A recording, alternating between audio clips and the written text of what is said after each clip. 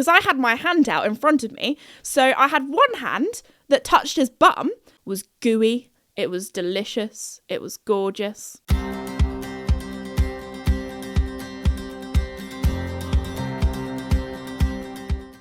Hello everybody and welcome back to my podcast, Esme's Country Life.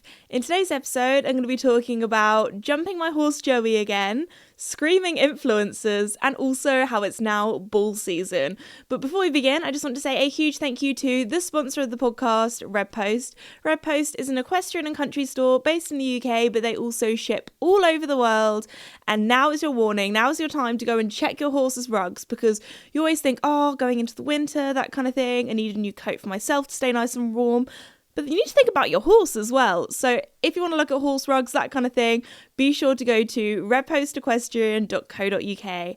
Anyway, let's get into today's episode. So in my last one, I was telling you how I had my first jumping lesson in over a month on Joey on that day. So I was like, wish me luck. Anyway, I've actually had 2 jumping lessons since then. And I can't lie, beforehand, I was a little bit nervous. So there's been many reasons why I haven't jumped Joey for a little while. Number one is I've just been focusing on our flat work. We've kind of taken everything back to basics, and that's been really, really beneficial for him. His flat work and everything is looking so good, because when it comes to jumping, a lot of it is just, you know, the horse does the jump, you need to do all the stuff in between. So a lot of that is working on your canter, and canter used to be Joey's kind of probably weakest pace, I'd say, but now he's feeling so good, he's feeling so strong.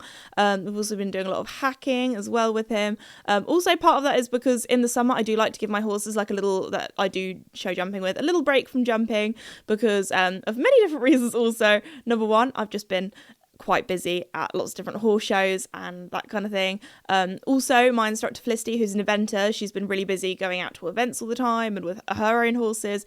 And also our arena at home, like I can do the odd jump, that kind of thing, but you can't really do like a full show jumping course with Joey. I could probably just about squeeze it in with Casper, because Casper is a lot smaller. Joey is a big old 16-1. There are going to be some people there and they're like, 16-1 isn't actually that big as me, but Joey has quite big strides. And when you're going quite fast in a smallish arena, the jumps come up quick. So I thought, you know what, we'll have a little break. We'll come back and we'll come back stronger than ever, which is actually true. I was a little bit nervous bringing back to it, because I thought, oh my gosh, we've had a month off jumping. I really hope he hasn't just gone and decided, like, just completely forgotten what jumping is and that kind of thing. Also, part of me was like, oh my gosh, when we get back jumping again, is he going to be absolutely excited, zooming around, going all wild? But actually, he was so well behaved. And I don't know if that's because we did it at my instructor's yard, where he's often really chilled because he knows that he has to he always has to work hard. Like, don't worry, I'm not that soft with my horses. I sometimes get told off that I'm too soft with my horses, but anyway, he knows that, you know, when we go to my instructor's yard, like, he is having a workout. So at the beginning of the session, it's not like, oh, I'm gonna get all excited. He's like, no, I need to conserve my energy, because I'm gonna be pooped by the end of this. Because sometimes I take him for a hack, especially if it's somewhere new, he gets quite excited and he's like, okay, let's go for a canter. But if it's when I take him on the hills, it's different, because he's like, okay, I know where we are, we're gonna be going out for a few hours, like, I'm going to conserve my energy a little bit more. So Joey has got more wise with his years. But anyway, yes, back to jumping. So yeah, went back out there, started off nice little cross pole, all was good. The thing that I think I was worried most about, that he was just going to like zoom off after a jump. And don't get me wrong, this boy had energy. He was keen, but it was a nice, I'm listening to you keen, which is always good, because yeah, There have been a few times where I've taken Joey jumping and I'm just like, oh my goodness, this boy has speed and I'm holding on for dear life. Anyway, it was not like that. It was all good. It was controlled. We did some grid work as well, and he was just so good, and it just made me so happy, because I could tell that he was just really, really enjoying it, and we were both just really enjoying it and having so much fun. So that was lovely to see, and it goes to show that if you do have a little break from something, you can come back to it and you're not going to be loads of steps behind. Like, we were pretty much by the end of the session back to jumping almost the height that we were doing before we had our little jumping break. But also, I think it's nice for horses to have a little break from jumping, because obviously if you're not really supposed to jump like loads of times a week, and I wasn't doing that anyway. I'm like a once a week kind of girl, although I would quite like to maybe do twice a week jumping with him. But it was nice for him to have a little rest, and we've come back both enjoying it a lot. So that was lovely to hear. So I thought, so this is my little message. If you do have a little break from whatever you're doing in life, you can get back to it. So there we go. Anyway, very good with that. Also, one of the other reasons why I thought I'd give Joey a little break from going out and about is because I've kind of talked about this a little bit in the podcast, but he went through a phase where he just wasn't the biggest fan of getting into the horse box, and I think that's because he tripped once, and I don't know if that like just freaked him out a little bit or that kind of thing when like going in, because as you guys know, Joey is a little bit accident prone. He was fine, he just like had a little trip, and I think that did shake his confidence a little bit. So at the moment he takes 10 minutes to load, and that's fine with me. Every time he has loaded, it has been all good. It just has taken 10 minutes. So what I do is I just stand there with my little, I've said this before, but I just stand there with my little food bucket, and he takes 10 minutes of like, oh, will I go on? Will I go off? And then he's like, okay, food. And I'm like, that's fine. It's like pretty much 10 minutes each time. So the first time we took him out, I was like, okay, I'm going to give us an hour just in case. Take everything nice and slow, everything nice and steady. Don't want to rush. Want it to be a nice positive experience for getting him back in the horse box and that kind of thing. And I feel like having a little break has done him good, because like even to travel, like he's been so good. Not a squeak from in the back. He's just been there chilling on his little journey. He is a nosy horse. He loves to look out the window, and he always knows where he's going as well. I've said this before, but he will neigh when we're coming back home on this one corner. Every single time he knows. He calls out to Mickey, Casper and Duke, being like, hey, I'm coming home. But anyway, so that is my little horsey Joey update on you all. We're back out, we're doing well. So lots of jumping videos hopefully coming soon. Anyway, also I thought I would talk to you about, I hate saying this kind of stuff, but I went to a little influencer kind of thing the other day. So I thought I would talk about that, because I know that before I was doing all this kind of stuff, I would always love to hear like the behind the scenes of this kind of stuff. Like, I'm a nosy person. If you're listening to the podcast, you're probably a nosy person too, because you want to find out what I'm chatting about. Anyway, so I thought I would talk to you about what it's like going to an influencer. I hate saying that kind of stuff. Like, this is actually so funny. So I had my friend Lydia as my plus one. It was at Tully's Farm. They do like the scare mazes and the scare fest there. So it's like a Halloween festival, and I have pretty much been every single year since I was about 16 or something. So I've been quite a few years. Obviously there was a few years that I missed because of COVID, because they did not open. But yeah, I've probably been like 4 or 5 times. Anyway, it's also quite funny because but yes, so anyway, so this is my first time ever going to the kind of press evening or press event, and I wasn't really know what to expect, because I was like, is it going to be just kind of like content creators, influencers, press people going around the mazes, or is there going to be, I was going to say normal people. I've literally been a normal person every single year. Like, I don't know how to say it. The general public. I don't want to sound like, oh yes, I am the VIP, I am better than everyone else, because it's not like that at all. So anyway, there's like the car park went on in, that kind of thing. And before me and my friend went, we were so excited, because we were like, oh my gosh, how funny will it be if we see like X, Y, or Z content creator going around the scare mazes like screaming, or like trying to think of all the people that would be there. We went on the Tully's Instagram looking at all the people that were there on the press event last year, seeing like what they were wearing, like how we should dress, like that kind of thing. Like, I'm that person that if somebody's like, oh, let's go to this restaurant, I will go onto that restaurant's Instagram page, I will look at the location, or I'll look at the tagged photos, and I'll see what everybody else is wearing, and that will help me decide my outfit. I don't know if that's something everybody else does, or if that's like a little life hack I've shared, or if you're like, Esme, why do you get so worried about that kind of stuff? Like, I just rock up and whatever. But, you know, if you're going on like a little date or something, or you're getting dressed up with the girls, also, I feel like me and my friends, we are those people where when we're going to an event or something, we all message like, okay, are we going dresses? Are we going cute top with cute trousers? Like, what's the vibe? Because you all want to kind of make sure that you're wearing kind of like similar things. You don't want to look like one person's going to the gym, one person's going to like the club, one person's going to see their grandma. Do you know what I mean? Like, you kind of, all of my friends would say we probably do have quite similar fashion sense, but then also you don't want to look too similar. Like, if you're all wearing like a red dress, that's not going to work either because you're all going to look like triplets. So anyway, there's a lot of organisation when it comes to, you know, going out with your friends, which I'll talk about later when we talk about going to balls, because ball season has arrived. But anyway, I've been jumping around with this episode, back to Tully's and that kind of thing. So yeah, we were looking at all the celebrities that were there last year. We're like, oh, there were some people from Love Island. Not that I am a Love Island person. I think I've watched like clips of it, but I've never actually watched a full season, because my goodness, you guys that do that, that's like a full-on like hobby. You are investing a lot of time. Like it is a commitment. You have to like like sound like it's hard work. You have to sit down every evening and watch the telly. But like I'm just too busy. Like by the time 9 o'clock rolls around, or whatever time it normally starts, I don't know. Like I want to be in my bed. I can't stay up that late. I'm ready to sleep. But anyway, my friend watches Love Island, so when we were there, we actually spotted some people that were on Love Island, and I was like, oh my god! Like she was like, Esme, at 3 o'clock, there's somebody from Love Island, and I was like, I don't know who this fella is, but thanks for telling me. But it was quite cool, because I was kind of walking around and I was like, I recognise you.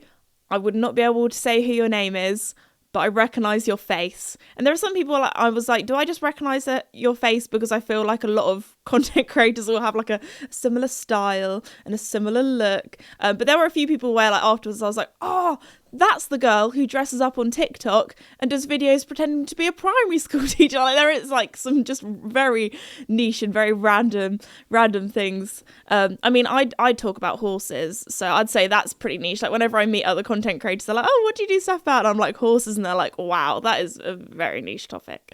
But often when I talk to somebody, there's at least one person that's like, oh, I've got a friend that rides horses, or they're like, oh, I rode a horse once on the beach when I was 5. And I'm like, okay, thank you. I feel like every equestrian has had that story where they're like, oh, I rode a horse once and I fell off. And it's like, okay, thank you. I don't know what to say to that. Anyway, but no, do you know what? When it comes to influencer events, one thing I have noticed, I feel like there are 2 different types of influencers, okay? There's the kind of influencers that everybody kind of knows and thinks of when they think of influencers or content creators. They are the super gorgeous, pretty, hot, definitely was popular in like high school or secondary school, big personalities, great style, like the cool people. Do you know what I mean? Or there's another type of content creator that you see at these things, and they are what I like to call the nerds. I would also classify myself in the nerds category, where there's somebody who's maybe like a little bit of an introvert, maybe a little bit more shy, but is probably chronically online, like online all the time, and probably has a topic or passion that they're really, you know, passionate about, love talking about, and have kind of risen in their niche because they're really interested in this one thing. And that's the category that I would put myself in. However, I do feel like when I do go to, you know, these influencer events, I like to get dressed up, you know, I like to do my makeup nice, I like to put a bit of effort in. So I'm kind of that like weird in between where somebody's probably like, well, which one is she? Is she like the super, I'm definitely not in the super cool style category, but I feel like I can disguise myself well. I feel like I put on my little camouflage and I can fit in quite well with the crowd. But I would say I'm more in the nerdy category. And you could tell because there were a few people at this event that were obviously like either theme park or scare maze, proper, you know, die-hard fans. They were there with their, what's that guy called? Francis Bourgeois, what's his name? The train guy that wears, you know, like the little action cams like in front of his face. There were people walking around like that, obviously going around and filming all of the scare mazes and things. But anyway, oh my gosh, I haven't even told you the funniest, so the like beginning of the story. So anyway, me and my friend Lydia, we arrived at Tully's. And because we've been so many years before, we thought, oh, we'll just line up in the normal queue. And as we were lining up, we were like, oh, like we didn't really recognise any other content creators. And I was like, well, to be fair, everyone there is not going to know who I am. Like, unless you're a horse person, like, I'm irrelevant. So anyway, we were queuing all up in this long queue. And then we got to the front and I was like, oh, like, hi, my name's Esme, that kind of thing. And they were like, oh, are you here for the press evening? And I was like, yes. And they were like, oh, there's a secret back entrance. And I was like, oh, I didn't know that. Like, because when we were in the queue, we were like, I didn't want to be that person that pushes to the front of the queue and it's like, I am so important. I'm here for the press evening, like push in front of all these people. Like, so we just, we're in the queue, chatting away, having a lovely time, talking about all what mazes we wanted to go in. And then we got to the front and they were like, oh, no, you are in the wrong place. And I was like, oh, sorry. Anyway, went around the secret back entrance. And then I felt very special, gave us these like VIP, like lanyard kind of things. And it meant that we could go fast track on all of the mazes, and we could also go on as many mazes as we wanted. So that was incredible. And then we had like a little VIP wristband as well. And then we went into they had like a little room, or like a little barn that we were all in. So it was like a proper party. They had a DJ. They had a bus just giving out Greg's sausage rolls, because I think Greg's was one of the sponsors, so that was a little bit random, a little bit different, so that was cool. They also, one of the biggest sponsors I think of the event was NYX, or NYX, the makeup company, so they had all these makeup artists there doing everyone's makeup, so that was very cool. They also had like instead of a red carpet, because it's like Halloween, they call it a black carpet, so had like my photo taken on that, got interviewed, so that was pretty cool. I probably seemed like such a nerd because I was like, they were like asking me like questions, that kind of thing, like, oh, have you been here before? And I was like, I've been every year since I was 16, like, and I like knew all the haunts names and that kind of thing. If you couldn't tell, I love autumn and I love Halloween, so there we go. But anyway, but because we had these kind of like lanyard kind of things, it was like VIP, it was very, well, not awkward, but every time you walked into the VIP fast track lane, I felt so bad because I was walking past all these people and I got kind of like pushed in the queue, which, I always think, I'm no different to anyone else. I don't know, sometimes I feel a bit uncomfortable with special treatment. But anyway, so we were in this like VIP fast track queue, and we kind of realised that when you would walk along there, because it was the press night, everyone was celeb spotting, everyone was looking out to see if they recognised somebody.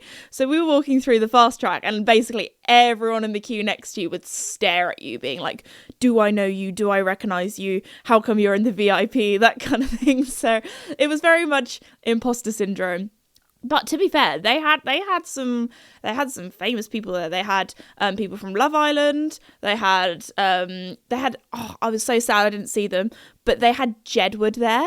Now, I don't know, this is probably such a random thing, but I remember, I think it was like 10 years ago, I was a CBBC kid, which is like children's BBC for people who aren't British or don't know what CBBC is. So it was like a kids it was basically the free version of Disney Channel in the UK, but at a much lower budget. And anyway, because we didn't have Disney or anything like that as a kid, but Jedward had a TV show, and I'm pretty sure it was something like, it was like Jedward's Big Adventure. So I grew up watching Jedward, and I was like, this is mental. Little old Esme would have been like, this is Jepic. Anyway, sorry, that was so bad. Anyway, but they've like properly popped off on TikTok at the moment. It's so random, like I completely forgot about them. How did they even get famous? Were they on like the X Factor or something random like that? I'm pretty sure they still had the quiffs. I'm pretty sure they went through a phase. Yeah, because I'm pretty sure they shaved off their quiffs in like lockdown or something like that for charity. Anyway, I've just done a whole Jedward tangent for you all. If you don't know who Jedward are, you're going to be like, what on earth? But anyway, I just remember watching them as a kid, and I thought, the next morning I was going on my phone, I was looking through all the Instagram, seeing what celebrities were there, and I feel like I didn't really see, there were like a few like really famous TikTokers that I saw, but apart from that, there wasn't anyone where I would have been like, to be fair, I don't think there would be many people that would fangirl over. Maybe some F1 drivers, but anyway, moving on.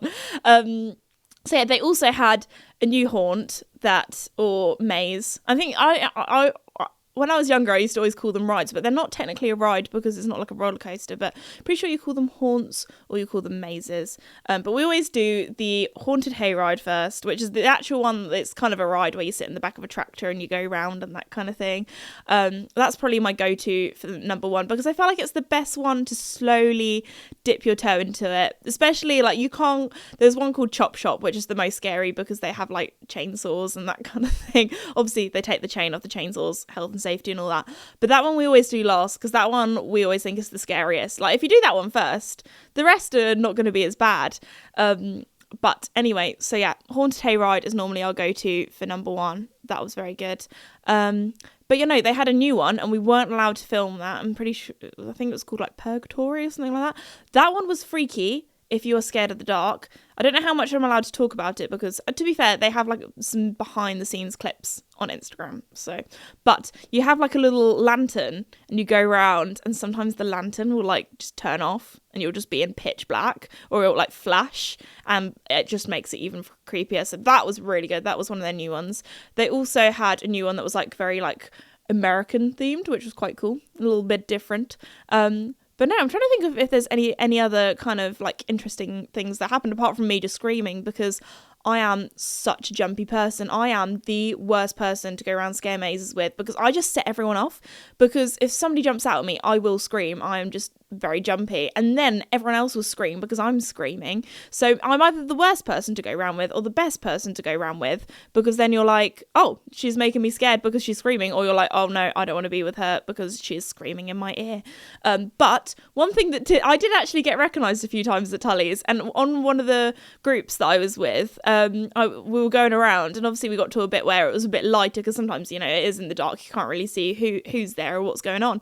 But there was this one girl that shouted Esme, and I thought it was one of the actors at first, and I was like, what is going on? How do they know my name? This is really scary. But no, it was one of you guys. So that was really lovely, because like they just went Esme, and I was like, what? Somebody is calling me. And then they went, oh my gosh, I love your video. So I was like, okay, it's not one of the actors, it's fine.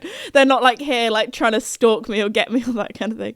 But the actors I was talking about, not like, I'm not talking about you guys being stalkers. I was meaning one of the actors like honing in on me. But that was one thing that I found, because if you were in the VIP fast track queue, they would always put you at the front. So oh my god, I always find the front is the worst, because you have to walk on in past all of the actors, and they all get you first because you're the first one there. And oh no, so my friend Lydia was like, Esme, you've taken me here, you're gonna have to go in the front. So I had to go in the front and all of them, and every time I was like, I was like, because they have like a little safety briefing before you go in to obviously make sure that you don't have like a heart condition or a pregnant or asthmatic or epileptic, or all the T's and C's, safety, please do not sue me kind of things at the beginning. And before we go in, they're like, okay, you can go in now. I always go, does anybody want to go at the front, just better experience? And everyone's like, no. I'm like, okay, I will be the brave one, you guys can go behind me and hide behind me, I'm big brave girl. Anyway, one thing that I did find, there was there's one, and it's called, I can't remember what it's called, but anyway, there are going to be people listening to this and they're like, Esme, why have you done this to yourself? This sounds absolutely horrible. Like, I've got some friends, and anything like horror movies, scary, creepy, they absolutely hate, and they're like, I don't know how you do this to yourself. But I find it good fun. It's all like, I maybe it's just me like doing like actory things, but like they're all just actors, they're all just people. I think it's because when I used to go there, I had a lot of friends from school that were the actors, so I'm like, oh, that's what, like, my mate was that character a few years ago, that person a few years ago. But anyway, so this one, you basically have a bag over your head and you hold on to like a little rope and go through in the dark. But I found out, because when you're in the front for that one, maybe the first, corner that you go around, the actors go for you. But then after that, they're like, oh, that person's in the front, they're probably hard as nails. They're not going to care about me scaring them. I'm going to get the people around the back or the people in the middle that are hiding. So there we go. That one, actually, life hack. If you go on that one, go at the front, because it's not as scary. The only thing that is scary, though, is if you accidentally lose the rope, which I might have done at one stage. And I was like, we were going along, and I was like, you do know that it probably wasn't the best to have a dyspraxic girl right at the front, trying to, like, on this uneven ground, walk along, trying not to, like, lose this rope. But the worst part was, like, at the end where the rope ends, and then there's normally a person at the end that's like, okay, you can take your like, pillow sack or whatever it's called, like your mask. Probably is just like a black pillowcase or something that we had over our heads, but you can like take it off now. But he just didn't say it. He was just there, obviously watching us, being like, oh, this girl is like, I was like, oh no, I've lost the rope, what do I do? And they were definitely there wetting themselves, laughing at us, being like, these stupid people, they've lost the rope, they don't know where they're going. But what was even worse than that one, because I'm quite a fast walker, I was speeding along, and then I absolutely almost pooed myself because I walked into the group, I caught up with them. So there was this big guy, and it was the most awkward thing, because I like because I had my hand out in front of me. So I had one hand that touched his bum. And then I had the other hand where I put my hand like on top of his hand on the rope. And I was like, oh my gosh, this poor guy. I've just like gone in. I was like, at least he knew that I was in the dark and it was not intentional. But I just felt so bad because I kept like walking along and then walking into the back of him. Because normally when you're in a big group, you have one hand on the rope, one hand on somebody's shoulder. So anyway, we would walk along. And I'd like, I'll let them go off a little bit so we don't catch up. And then I just catch up with him. And then I just walk into him again. This poor guy, I had to apologise to him so many times. It was probably like, this girl does not know what she's doing. She keeps bumping into me. So anyway, that was my time at Tully's. There we go. So yeah, that was my scare maze experience. So next I thought I'd talk about ball season because I went to a ball the other evening and I was actually thinking about this because I was like, it's so weird how we have ball season kind of like in the autumn winter. And I was thinking about it. It does make sense because I don't know, maybe I'm just cynical about this because I obviously run a business and that kind of thing and I can see how seasonal things are. But I was thinking to myself, it's probably because in the summer, everybody's having a wedding, everyone's having like prom, that kind of thing, like schools have their end of year or end of term kind of like parties, that kind of thing.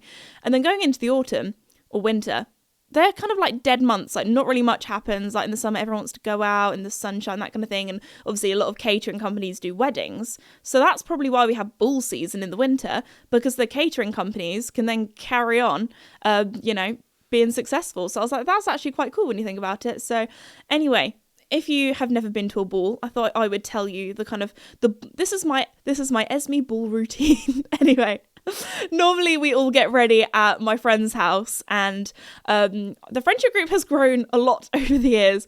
And this year I was like, you know what? I'm going to get ready at my own house with my best friend, just the two of us.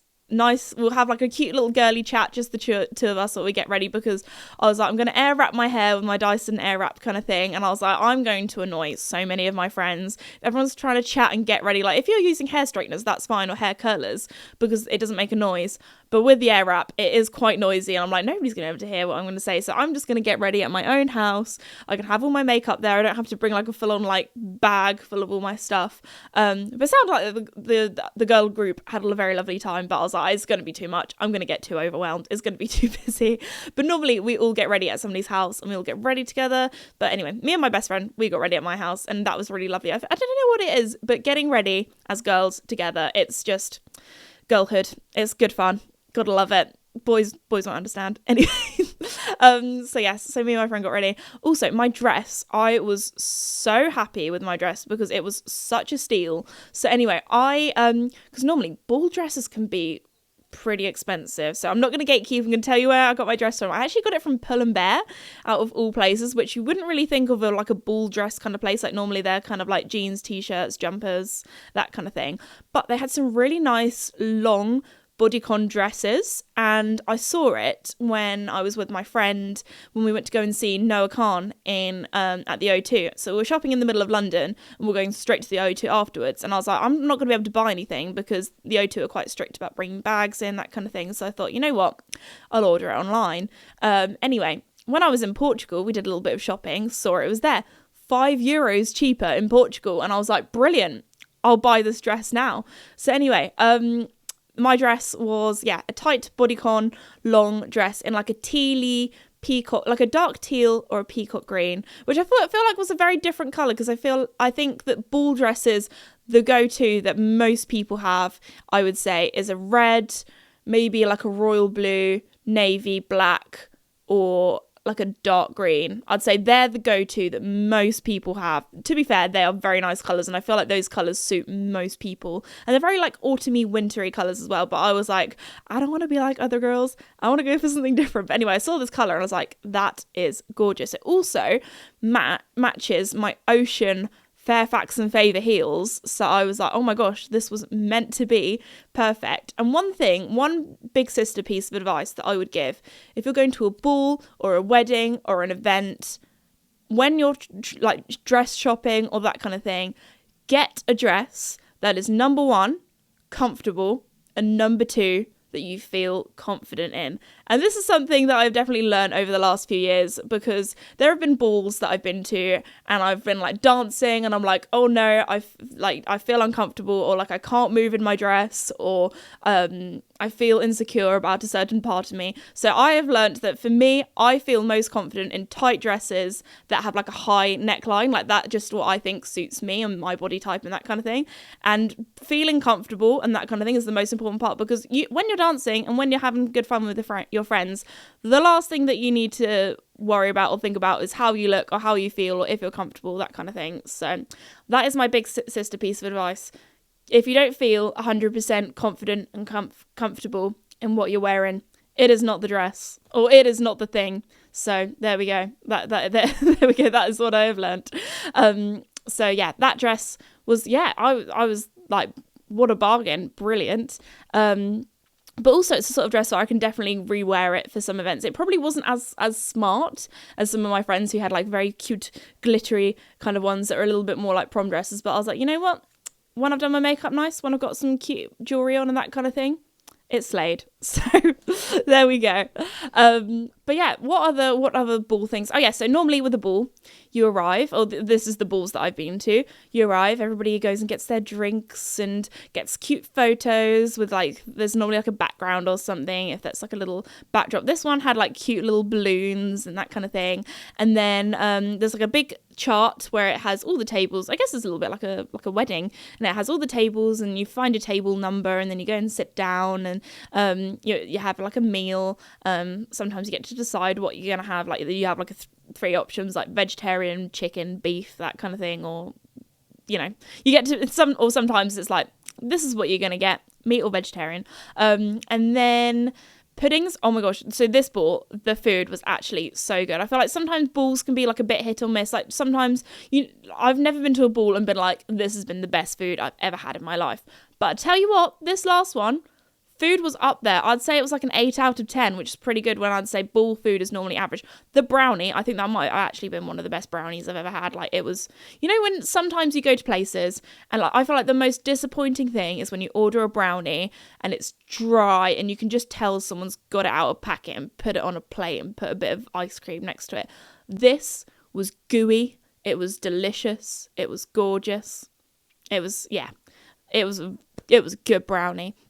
And then normally also I'm that person. I go around. I do like a little tour of all the tables. So I'll like eat my dinner, and then as soon as I finish my dinner, I'm like, see you later, guys. I'm gonna go and find some. That probably sounds so rude, but I feel like it is kind of like a thing at balls. Well, maybe the ones that I've been to, probably because I have such like my sort of friendship group that's there is so big that I'll be like chatting with these people, and then I'll go around and chat with some other people, and then catch up with some other people. So I always think it's like a good way, like, of everybody to all meet all in one place, because I tell you what, being an adult and trying to figure out a time to meet up with your friends that are all working, have different work-life schedules, it is hard. It's like, okay, see you in 2 months when we can all finally have a date where we're all free at the same time. To be fair, part of that is me either being away with work or at horse shows or being busy, so I apologise to my friends, I am that person. But to be fair, normally evenings or weekends,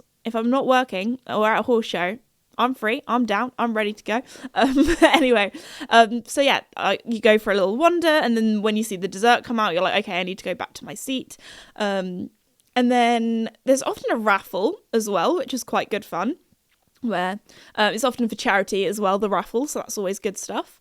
I don't think I've ever won anything in a raffle at a single ball that I've been to. I don't know what it is, I'm so unlucky. One of my friends, it is painfully annoying, her and her brother, every time there is a raffle, they always win. Like, there are some people, and when those sort of things, they are just so lucky, and it's like, how?